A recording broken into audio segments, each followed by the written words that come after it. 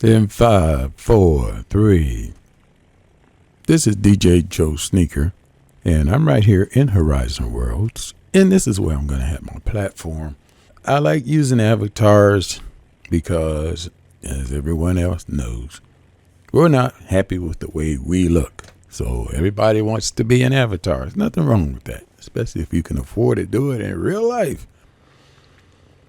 The reason why I got on here today is because I want to personally let everybody know why I deleted Microsoft Flight Simulator Deluxe 40th Anniversary Edition, which I purchased for about $60 some odd about 4 years ago when it first came out.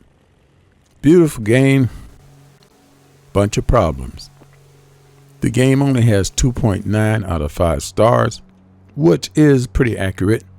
The game sucks. Every time I run it, or at least once every 3 to 4 times that I run it, I have to reinstall the game.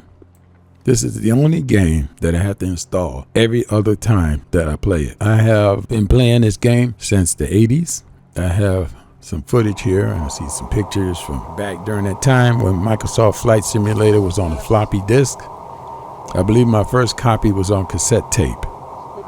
I kid you not. Now, Microsoft Flight Simulator is officially off of my computer.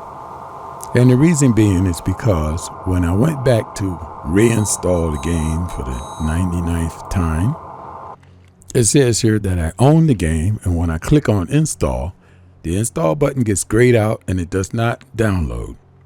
When I went in there to find out why the game would not install, Microsoft explained to me that they wanted some more personal information to verify my already valid Microsoft quote-unquote Xbox account. Microsoft is trying to create a unified digital ID on everyone that was supposed to follow you throughout the web, through all purchases. I don't know how far along they are in this process, but when they try to get more personal information for a game that I've already paid for 4 years ago, and now the game's disabled, I'm just going to delete it. I went to X-Plane 12. I'm glad I purchased X-Plane as a backup. Now, before I'm done, the last thing I want to touch on is virtual reality.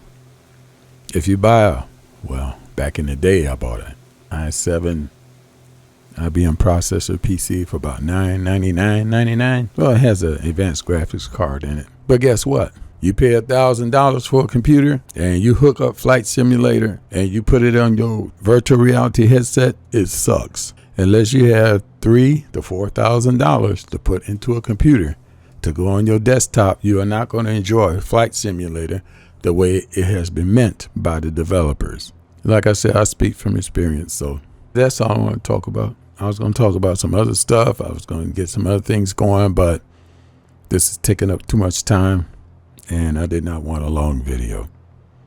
So thank you, Microsoft Flight Simulator, for sending everything overseas to Osobo and getting rid of the 747, which I had to purchase separately this time, when Microsoft Flight Simulator always came with Boeing aircraft, especially the 737.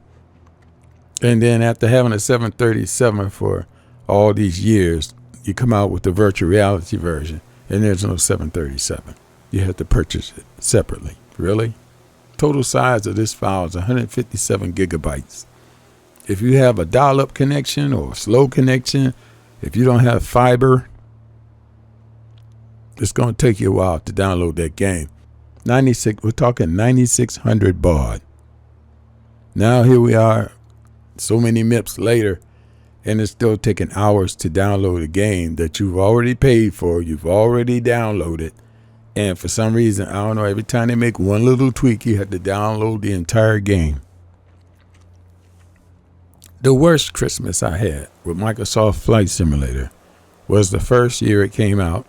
I'm talking about not Flight Simulator, I'm talking about Flight Simulator 2020. My worst Christmas is when Flight Simulator 2020 came out and they did an update the night before Christmas.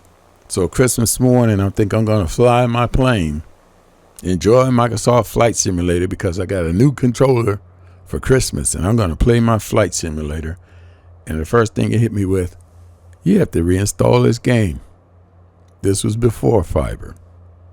So I didn't get to play that day. I didn't get to play on Christmas Day. I had to download it that night.